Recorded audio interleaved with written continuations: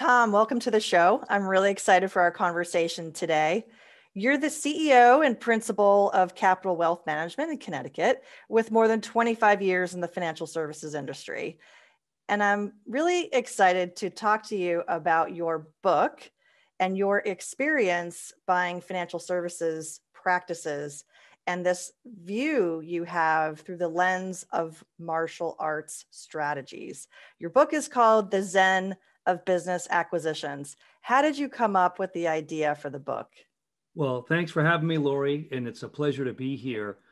And the genesis of the book was that I've been practicing martial arts my whole life, and I want to come up with something positive about the acquisitions business to write. But everybody I'd interviewed has said, oh, that book's already been done. So after about 5 different discussions with people, I said, okay, well, I want to try something different. I want to write something that's fun, it has stories, it's instructive. But what would make it different would be to have some of the martial arts philosophy weaved in there throughout. So it's not a heavy dose of it, but it's enough that people realize the idea of, working hard, to continue, not giving up and things like that, that we've all grown up with. So that theme was what made it seem fun. And when I had my first chapter, I ran it by some people I know very well who said, I think you got something here, like this theme could work. So I had good feedback. And in the end, it was a joy. It was a joy to write. And it's also very timely. One of my favorite shows I've been watching, this throwback to the 80s, the Karate Kid movies, and now Cobra Kai. I don't know if you've seen it. I have. It's so very, very timely. And I know it goes deeper than that, but I wanted to make sure to make that reference. So 30 years in martial arts. So it's a very specific practice, very precise. And yet acquisitions can be kind of messy. So it'll be fun to talk about some of the things that you've learned along the way. And the Zen theme, I want to kind of hone in on that with them. And before we do, though, the M&A activity, I know this year has been a very different year for M&A activity. It started out hot, slowed down through the summer. Now we're seeing M&A activity kind of picking up here at this time of recording, which is the back part of 2020. And we're expecting to see an uptick with sellers, I think, spurring into action, where they may be more motivated because of they want to do a transaction while growth can be shown in their business, and others because they don't want to wait for another multi-year market cycle, and PE firms still have all this dry powder. What trends are you seeing? Yeah, so we'll take one step back on the Zen aspect. We'll talk about beginner's mind. Is a very important part, and the true purpose of Zen. I'll cover those topics. But the trends that I'm seeing now, and I'm going to break up the industry for our listeners. There's 3 tranches, Laurie, that are important to remember. So there's $1 billion and up AUM. Those are the 800-pound gorillas. I interviewed several of them for my book. And then there's $1 billion down to about 500 million of AUM, assets under management. And the smallest tranche that I'm in is below the 500 million of AUM. Although if my next 2 acquisitions work out well, I'll be knocking on the door of about 500 million of AUM. So when I answer questions for you or any of the listeners, I try to answer it in terms of a specific tranche, because what's happening at the high end, for example, at the large end above $1 billion, a lot of M&A activity, a lot of private equity money, and people are generally acquiring practices, if you will, or businesses, not just for the assets under management, the AUM, but for the actual intellectual property, what they call the IP. So when they buy a firm, the firm may have a specialty in, let's say, 401ks or asset allocation or third-party asset managers, whatever that specialty is. A lot of the larger firms will acquire that firm knowing they get the intellectual property along with the assets. And when you're from 500 million to $1 billion of AUM, that middle tier, they're the ones most at risk in this fee compression world, because what's happening is they're being threatened by their peers above, people above $1 billion, competition. And if they don't innovate with technology, then they're just going to become a commodity. And that's a very big danger. And fortunately, firms below 500 million, which is where I spend most of my universe, many of those firms are what they call silos, solo practitioners, and yet they're all approaching their 60s or 70s, and some are in their 80s, and they have to make a decision even before COVID. What do they want to do with their life's work? And of course, COVID has accelerated that trend. So we're seeing activity at all three levels, but for different reasons. So it'd be interesting as we talk today if we can make parallels to other industries. I know your specialty is in financial services, and the that metric you shared of AUM is sort of specific to asset management. If there is a way to just generalize it for the audience, that would be good. We have listeners from a lot of different industries. So the degree that, if you can, that'd be great. If not, that's okay too. Because I know in the interviews that you've conducted for your book, they were primarily financial services, but there were also some software companies and some others, correct? Correct, there are. And so, yeah, I will absolutely. And I interviewed several people in my book that were not related to financial services. And I specifically did that, Laurie, so that I could see if my worldview was applicable to other industries. And sure enough, it was. So we'll absolutely touch upon any of those that we need to. Great. I have a strange habit of reading magazines back to front. I don't know why. I've always done that. And I sometimes do that with books. And so I picked up your book, and of course, that's what I did. And it was funny because I just landed on the perfect chapter for people who are short on time. And the chapter was called How to Hack This Book. Brilliant. Just so brilliant. So I'm going to start there. We're going to start backwards and work our way forwards. A quote that struck me was your summary of lessons learned. And you said, when you are content to be simply yourself and don't compare or compete, everybody will respect you. And that was a quote from Lao Tzu. Why did you include that quote? Well, thank you so much. That was my favorite chapter.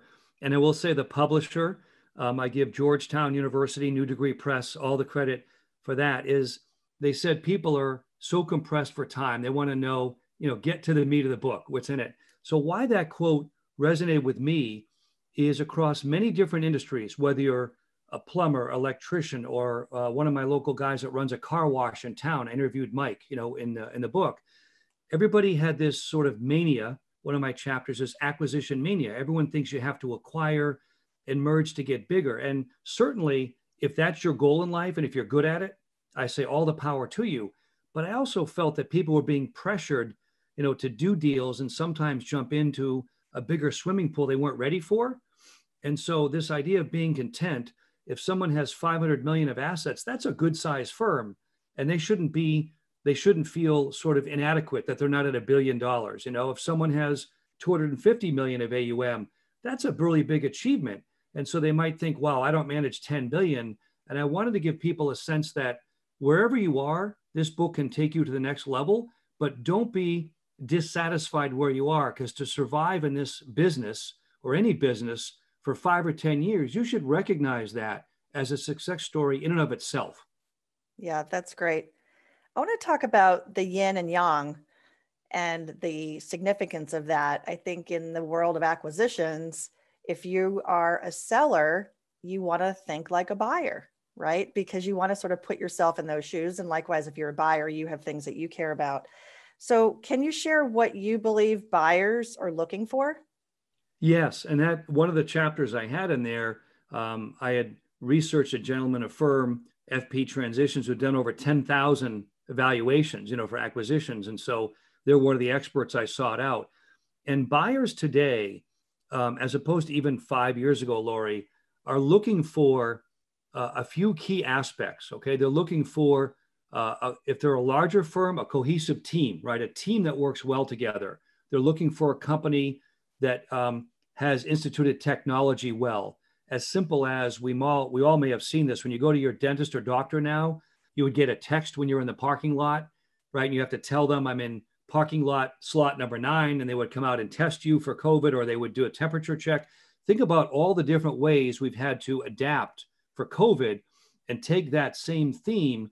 And buyers want somebody or some team who's at least thought through those beginning issues of technology and automation. So for example, the Schedule One app or Calendly, we might have used that where you go right on someone's calendar. You'd be surprised how many people haven't adopted that, which is a huge time saver. People know exactly when you're available.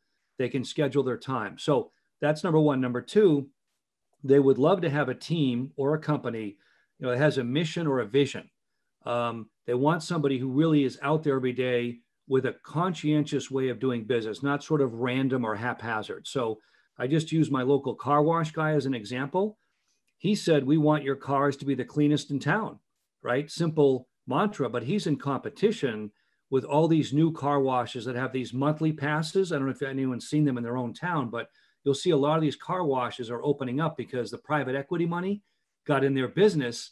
And it takes about $5 million off the ground to get one of these things built and up and running. But when they do, they're trying to get monthly revenue, just like Netflix is trying to get monthly revenue. So each business has to have a passion, a focus, what they do. And more importantly, they've got to adapt to this changing world of COVID with technology. Those are two biggies. That's what I see with clients too. And I work with clients to help them and business owners to create sustainable businesses that one day can thrive without them. And so if you begin with the end in mind, that one day this business is going to be there without you, whether you're going to pass it on to family, whether you're going to sell to a third party or to your management team, the elements that you described, absolutely. And I see that too. They're very clear in their mission. They're clear with their vision.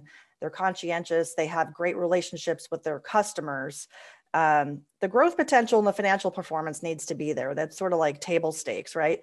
But Right. These other pieces that acquirers look for that are important and can be accretive to value, it's quite significant because it can be things like you mentioned, of differentiation in the market and having recurring revenue models and certainly customer satisfaction.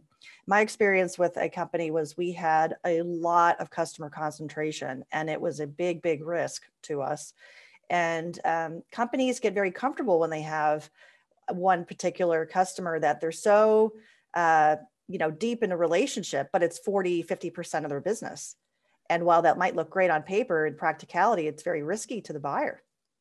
Absolutely. In fact, Laurie, over the years, one of the other themes I want to share with listeners, if you are in either the acquisition mode or if you're on the other side thinking of downsizing, what they call sunsetting, really have good corporate attorneys or good contact, because the legal work in my space and others, you'd be surprised how many people spend their whole life working on a business. And let's say their corporate lawyer is a good friend, but he or she is not focused in that area.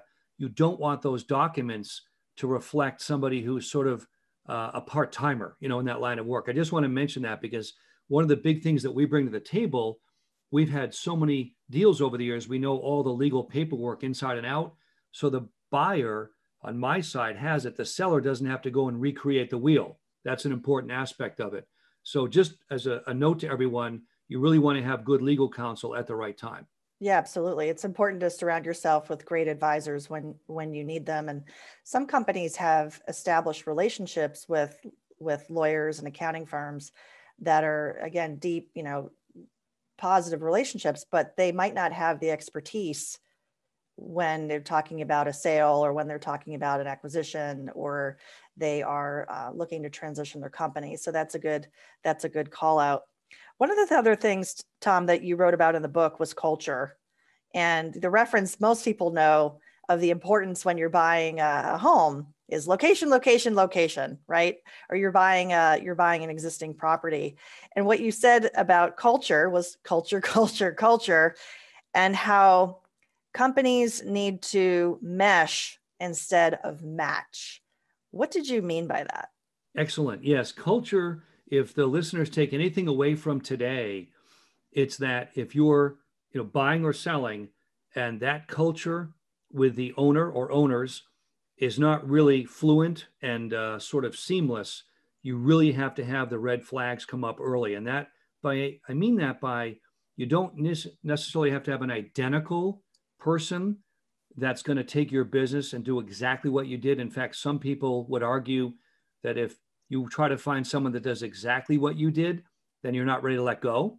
You really want to find somebody. That's why I say mesh versus match. If they mesh, they can take the good of what you do, and then they can take the good of what they do. In fact, just as an analogy to martial arts, all the best karate instructors I ever studied under, even some of the masters around the world, would always say, take the best that I give to you and the best of your own instructor and add them together, right? That's the accretive part.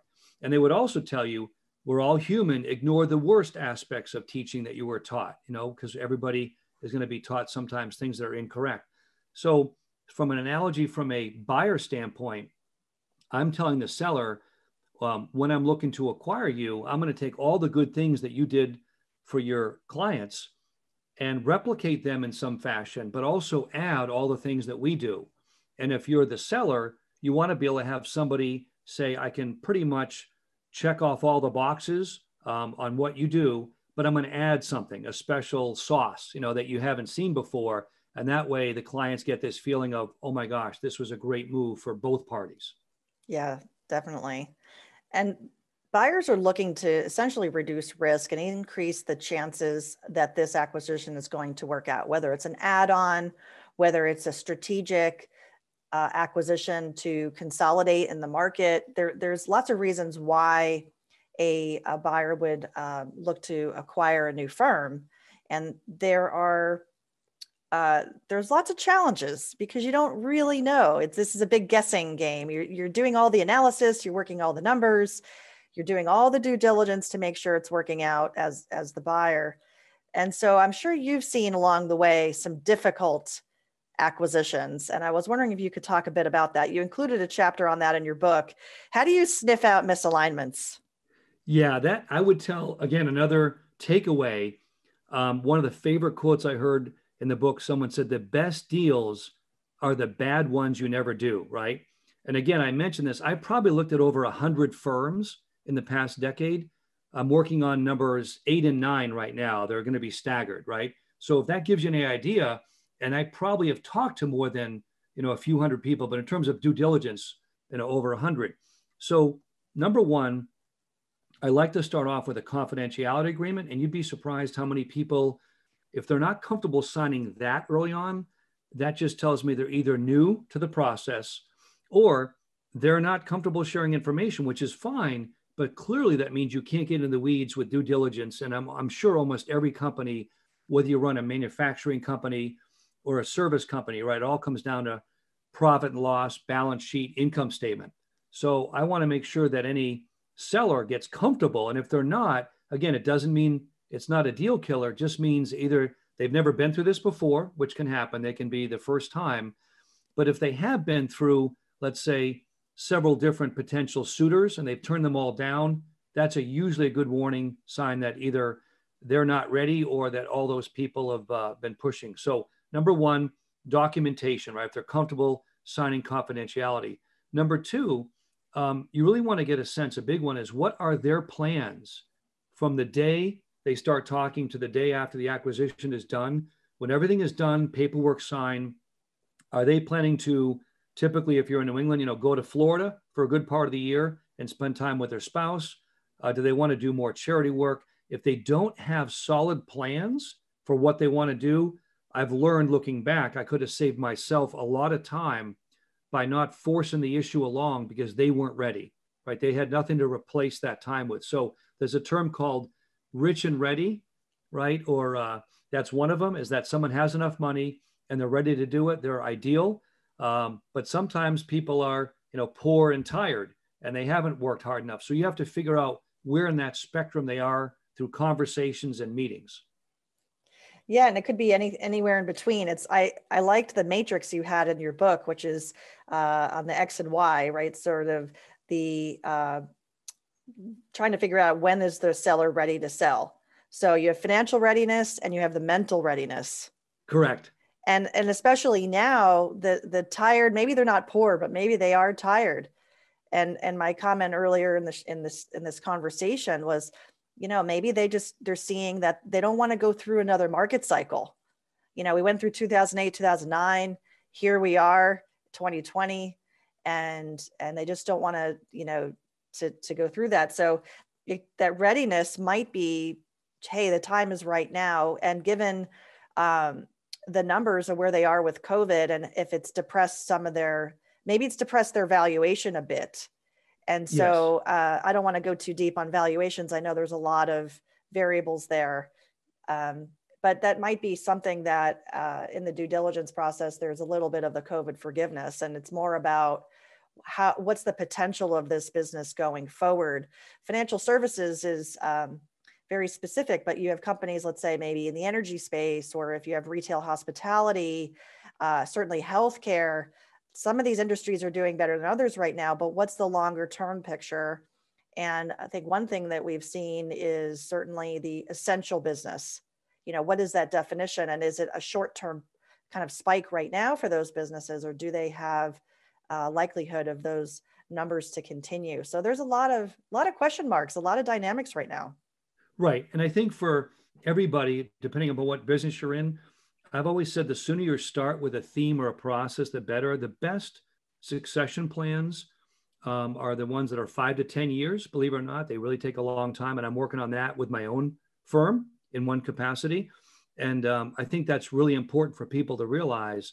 Also, I do want to make this really important distinction between continuity, Laurie, and succession plans, because a continuity plan is, God forbid you wake up and that's the day you get hit by the proverbial beer truck, right? That's where you didn't plan to leave the business, but it happens overnight. So I call it baby steps. A lot of people don't know that you can have a continuity plan, which can be a simple 1 or 2 page plan that just says, this is the break glass in case of emergency. And at least having that would tell your employees and your clients that you have a game plan. So continuity plans are often ignored. Everyone thinks that a succession plan has to be a 3-year well thought out process, which is ideal.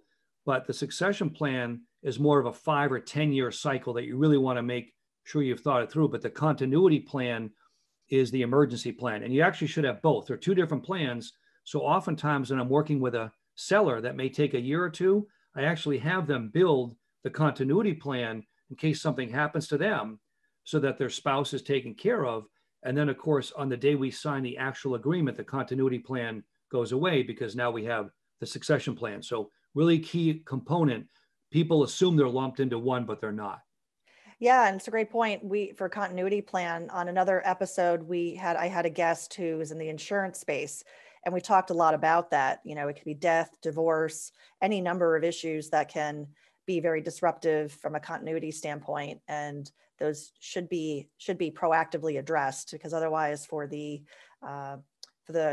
surviving spouse or the surviving partner, it can be quite messy. Absolutely. And one other hint too, if you're looking at what would be considered a good continuity or succession plan, when you have a draft version, you can take your very best clients aside or customers and ask them and say, look, I'm thinking long-term, about my company. Let's assume that maybe you don't have children that want to take over. So you say, I'm thinking long-term without even naming who your successor is.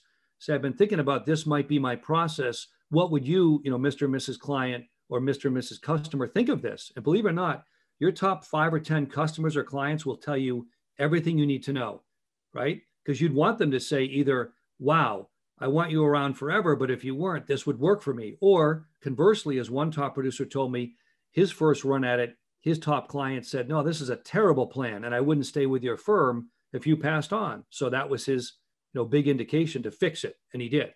Wow, that's a pretty bold recommendation. That feels kind of risky to open yourself up that way for feedback. It takes some internal fortitude. It does, but I think if you couch it the right way, and it also depends on your age. If you're in your 30s or 40s, I wouldn't necessarily say you'd rush to do it. Maybe you just have that continuity plan. But I think anybody in their 50s or older, realistically, especially with COVID, right? We now know the world's changed overnight. I think if you we have an annual advisory board. We do it virtual now. But so we used to have basically like a board of directors, but an advisory board. We would meet with them every year anyway, saying, what can we do to improve, what Capital Wealth Management offers you? And so we got great feedback. So in a sense, we already had built the capacity for that. And I would encourage anyone listening to know that if you have your own advisory board, then every year you're bringing up important topics. And this just becomes another important topic. And clients or customers love it when you think enough of them to get their feedback. I mean, that is just priceless. It is. And we have covered the topic of advisory boards on this show, and I'm glad you brought it up. I will include links to that in the show notes, because for firms that are around, let's say 20 million in revenue, I don't know what that means on an AUM basis in financial services, but let's say around 20 million to 50 million. So 20 million in revenue, you might have an advisory board, and maybe around 50 million in revenue, the benchmark is to have more of an independent board of directors with fiduciary responsibilities. And so for companies that are out there, CEOs and owners that do not yet have those, maybe even thinking about a family board might be of interest. And so there are resources out there for you if you're starting to think about that. So I just wanted to mention. Yeah, it makes complete sense. And as I said, we also rotate our board, so it's not the same people. So we love to get a fresh look. If we brought on a new client or a new practice, we might bring a client from that practice. It'll be easier when we can meet in person again when we get through, the COVID. But in the short run, I think it's just helpful for everyone to think about having some sort of advisory board. Yeah, that's great. I want to talk about the difference between and the relationship between strategic planning and succession planning.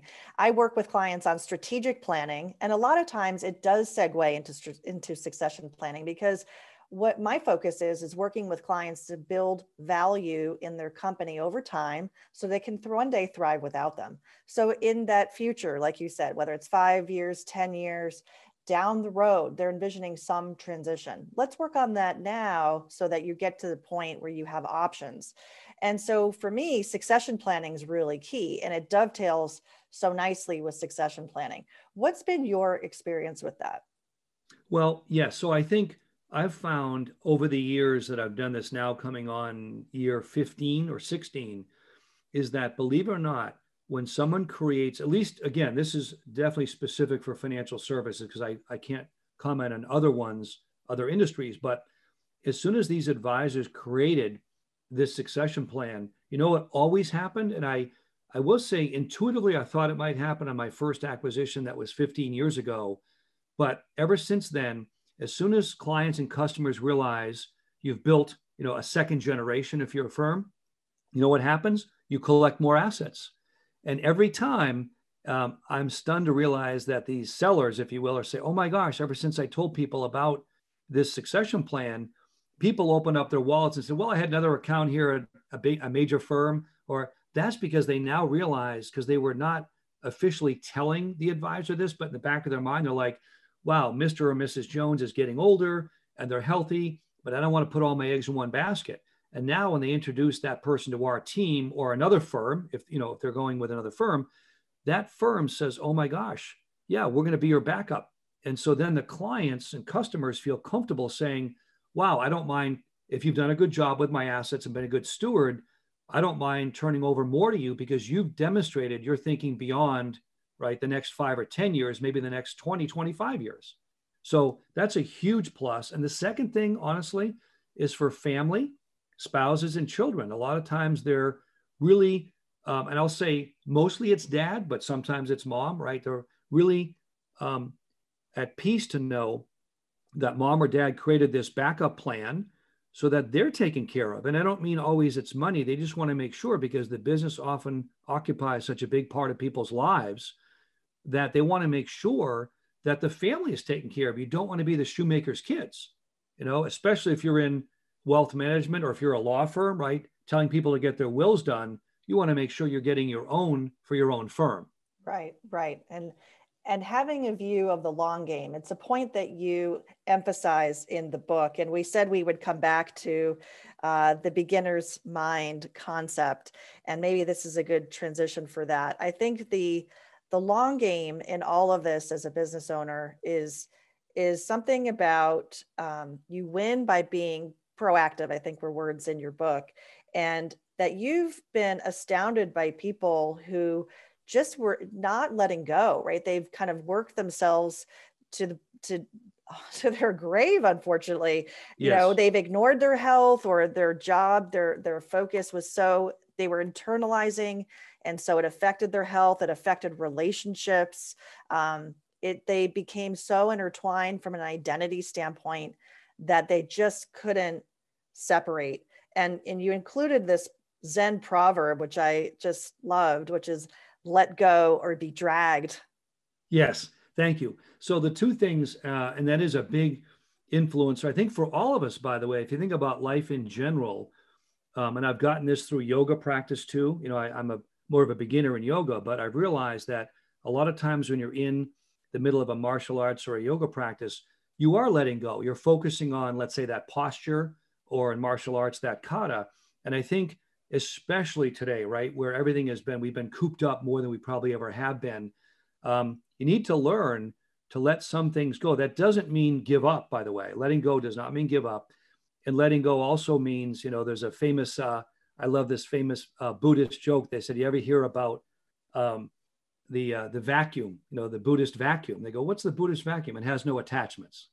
That's a little bit of humor there, but I thought that was a funny one. That is good. All right. But in terms of the true purpose of Zen, the reason why I wrote about that in the beginning is to see things as they are, right? So whether you're going through an acquisition or anything else in life, you want to have that lens of what is really happening here. Sometimes we wish something were better than it was, or we might be worried about something being too negative. So we're not focusing on the present. So the idea of Zen meaning find out what's really going on, both in due diligence, you know, what's happening with the accounting numbers.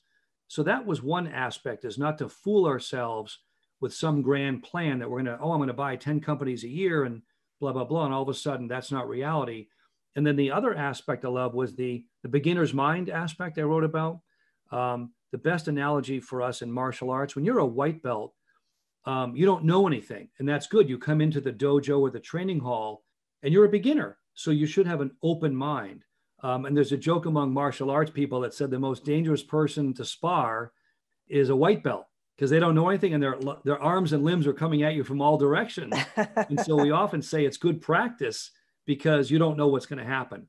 But take that same beginner's mind, right, whether you're beginning in yoga or cycling or tennis, and you literally, if you hire a good coach, right, you literally have to worry about the grip of your racket and the angle of your racket and your posture and your hips and your knees. Well, the same thing, if you're going to become in the acquisition space, or if you're looking to sell, you have to have that beginner's mind and really educate yourself. So find a good attorney. If your CPA is maybe close to retirement, you might ask him or her, hey, who else can I talk to? Because someday I might want to sell and I really need somebody who knows how to do the books and records. And again, if you prepare ahead of time, this will become less traumatic. A lot of people don't do any, we talked about working to their death, sadly.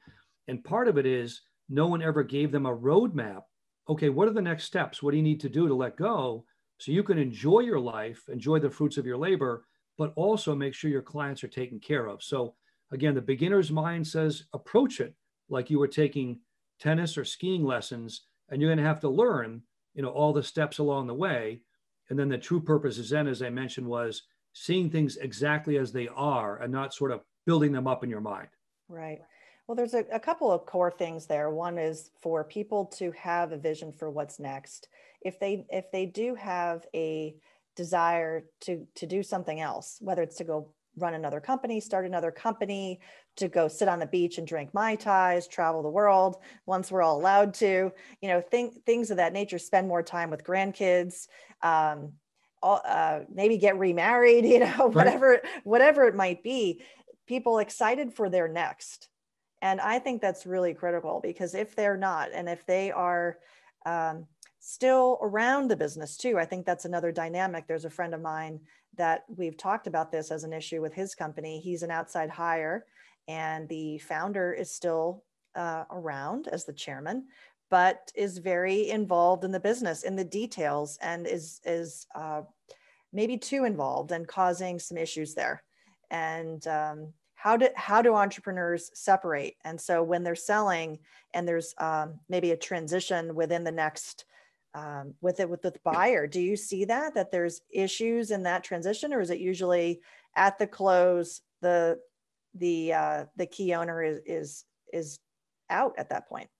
Yeah, so I've seen both ends of the spectrum, Laurie, and I'll tell you, they work exactly as you'd expect. So my first acquisition, I say often by luck. Sometimes I say I'd rather be lucky than smart. My first one, the owner was in the same state with me as Connecticut. And what happened was his best friend in Cape Cod, Massachusetts, years ago, passed away suddenly, was an advisor.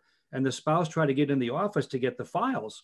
And the firm was like, nope, you're not licensed, you can't get in here. And she didn't know that. To her credit, she tried. And because she wasn't licensed, all of his clients were separated and we call scattered to the four winds, right? They either had to find a new advisor. And in the end, this gentleman saw that happen and said, boy, I don't. So that was a motivator. That picture for him of his wife, who was very successful in real estate, but didn't know investments.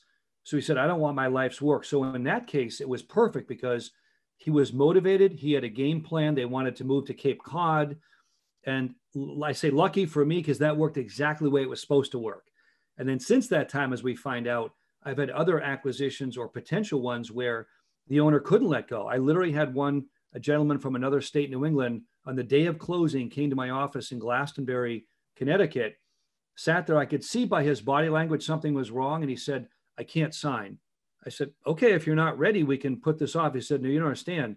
I just can't do this. I said, really? And he said, I'm just going to retire. And I said, but who's going to take on your clients? He said, this is too stressful for me. My clients will realize what I didn't do because they're going to see all the things that your firm does. He completely reversed in his mind the benefit, of selling. And I'll never forget this to this day, as far as I know. He walked away and he's actually sent me referrals. So it's not like he didn't like working with us. He gave me some great clients, but he could not let go. And he was embarrassed to think of what his clients would find out. And I said to him, that's the wrong attitude, but you can't, some people have that mindset. Another one is very important. And you happen to mention remarriage. If there is a second marriage, oftentimes be aware that there might be children involved in the firm, of the second marriage for a good reason. But all of a sudden, there might be family dynamics in there where the spouse might say, well, I don't really want you to sell yet because, right, my son or daughter is able to work at your firm and they still might have a job, but it's different. When the founding owner leaves, there often can be a shuffling of personnel. So the dynamics are not just about what the owner and let's say your significant other, your spouse wants, but what are the other family members related to? So most of the businesses I've worked with were either the founder owner or they might have been a senior level person. And I'll give you one other story in a minute about when one didn't go well. You asked about a couple of scenarios. So I would focus on what are the goals of the primary people, because you don't want to have a minority partner or someone else who tries to torpedo the deal because it doesn't work for them.